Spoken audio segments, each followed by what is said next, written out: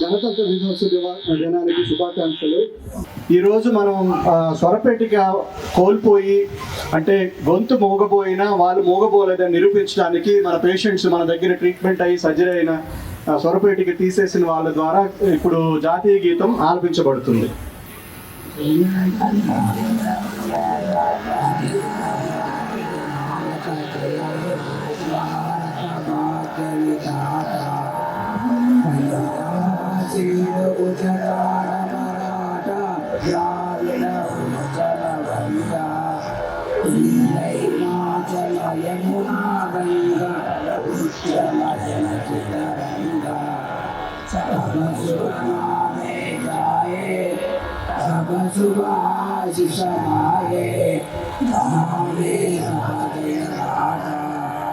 జన గణ మన గణనాయక జయ హే భారత భాగ్య విధాత జయ హే జయ హే జయ హే జయ జయ జయ జయ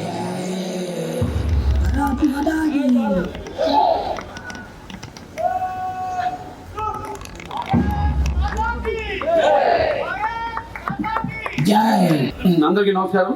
గౌరవనీయుల వైద్యులు, అతిథులు, నా ప్రేమైన భారతీయ సోదరు సోదరీమణులారా, అందరికీ 77వ గణతంత్ర దినోత్సవ శుభాకాంక్షలు తెలియజేసుకుంటున్నాను. ఈ గణతంత్ర దినోత్సవం సందర్భంగా మన త్రివర్ణ పతాకాన్ని ఆవిష్కరించుకోవడం నాకు ఎంతో గౌరవంగా. ఇది భారతదేశ ఆత్మ గౌరవానికి చిరునామా. ఇది కోట్లాది భారతీయుల ఆశలు, త్యాగాల కళలు. ఒక రాజ్యాంగం రూపం దాల్చిన రోజు, భారత రాజ్యాంగం అమల్లోకి వచ్చిన రోజు. 1947లో బ్రిటిష్ రాజ్యం నుంచి దేశానికి స్వాతంత్రం వచ్చింది. కానీ అప్పటికి మనకు సొంత రాజ్యాంగం లేదు. డాక్టర్ రాజేంద్ర ప్రసాద్ గారి అధ్యక్షతన పనిచేసిన రాజ్యాంగ పరిషత్, డాక్టర్ బిఆర్ అంబేద్కర్ గారి నేతృత్వంలోని ముసాయిదా కమిటీ, రాజ్యాంగ సలహాదారుడు బిఎన్ రావు గారి మేధస్సు, ఈ అందరి సమన్వయంతో భారత రాజ్యాంగం రూపుదిద్దుకుంది. దీన్ని రూపొందించడానికి 2 సంవత్సరాలు 11 నెలల 18 రోజులు పట్టింది. ఎన్నో రోజుల పాటు చర్చలు జరిగాయి, విభిన్న అభిప్రాయాలు వినిపించాయి. ప్రతి పదం వెనుక ప్రజల భవిష్యత్తు ఉంది. 77 సంవత్సరాల క్రితం ఇదే రోజున భారత ప్రజలమైన మన కోసం మనమే విశిష్టమైన రాజ్యాంగాన్ని రాసుకుని ఆమోదించి చట్టబద్ధం చేసుకున్నాం. ఆ రోజు నుంచి భారతదేశం ఒక సామ్యవాద, లౌకిక, ప్రజాస్వామ్య, గణతంత్ర రాజ్యాంగ ప్రపంచానికి పరిచయమైంది. 1949 నవంబర్ 26న రాజ్యాంగ సభ దీనిని ఆమోదించింది. 1950 జనవరి 26న అమల్లోకి తీసుకొచ్చింది. అదే రోజు నుంచి భారతదేశం తన గమనాన్ని తానే నిర్ణయించుకునే గణతంత్ర రాజ్యాంగంగా నిలబడింది.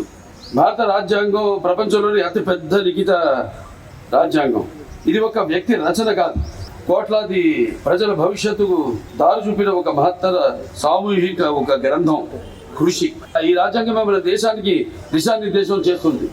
ప్రభుత్వం ఎలా ఉండాలి, శాసన వ్యవస్థ ఎలా పనిచేయాలి, కార్యనిర్వాహక వ్యవస్థ అధికారులు ఏమిటి, న్యాయ వ్యవస్థ స్వతంత్రత ఎలా ఉండాలి, అన్నిటికీ స్పష్టమైన మార్గదర్శకత్వం ఇచ్చింది. అంతకంటే ముఖ్యంగా ప్రతి భారత పౌరుడికి హక్కులు ఇచ్చింది. అదే సమయంలో కర్తవ్యాలను గుర్తు చేసింది. అందుకే రాజ్యాంగం కేవలం చట్టాల పుస్తకం కాదు, అది మన ప్రజాస్వామ్యానికి ప్రాణం. సోదర సోదరీమణులారా, భారతదేశం అనేది కేవలం ఒక భూభాగం కాదు, ఇది ఒక సంస్కృతి, ఒక చరిత్ర, ఒక నిరంతర ప్రయాణం. 1000 ఏళ్లుగా ఎన్నో రాజ్యాలు వచ్చాయి, ఎన్నో శక్తులు వెళ్ళాయి, కానీ భారత్ నిలబడింది తన విలువలతో. ఈరోజు ప్రపంచం భారత వైపు గౌరవంతో చూస్తుంది. విజ్ఞానం, సాంకేతికత, అంతరిక్ష పరిశోధన, డిజిటల్ రంగం, క్రీడలు, ప్రతి విభాగంలో భారతీయ ప్రతిభ తన సత్తా చాటుతుంది. చంద్రయాన్ వంటి విజయాలు మన ఆత్మవిశ్వాసాన్ని పెంచాయి. భారత యువత ఆవిష్కరణతో ప్రపంచాన్ని ఆకట్టుకుంటుంది. మహిళలు ప్రతి రంగంలో ముందుకు వస్తున్నారు. రైతు పొలంలో, సైనికుడు సరిహద్దుల్లో, వైద్యుడు ఆసుపత్రిలో, ఉపాధ్యాయుడు పాఠశాలలో ప్రతి ఒక్కరూ దేశ నిర్మాణంలో భాగమే. ఈ విజయం యాదృచ్ఛికంగా రాలేదు. ఇది రాజ్యాంగం ఇచ్చిన స్వేచ్ఛ, సమానత్వం, అవకాశాల ఫలితం. అందుకే ఈ రోజున మనం ఒక విషయం స్పష్టంగా గుర్తుపెట్టుకోవాలి. రాజ్యాంగాన్ని గౌరవించడం అంటే దేశాన్ని గౌరవించడం. దేశభక్తి అంటే కేవలం నినాదాలు కాదు, మన పని నిజాయితీగా చేయడం, చట్టాన్ని గౌరవించడం, ఇతరుల హక్కులను కాపాడడం, సమాజంలో శాంతిని నిలబెట్టడం. ఇవే నిజమైన దేశ సేవ. మన రాజ్యాంగం ఇచ్చిన స్వేచ్ఛను బాధ్యతతో వినియోగించినప్పుడే గణతంత్రానికి నిజమైన అర్థం ఉంటుంది.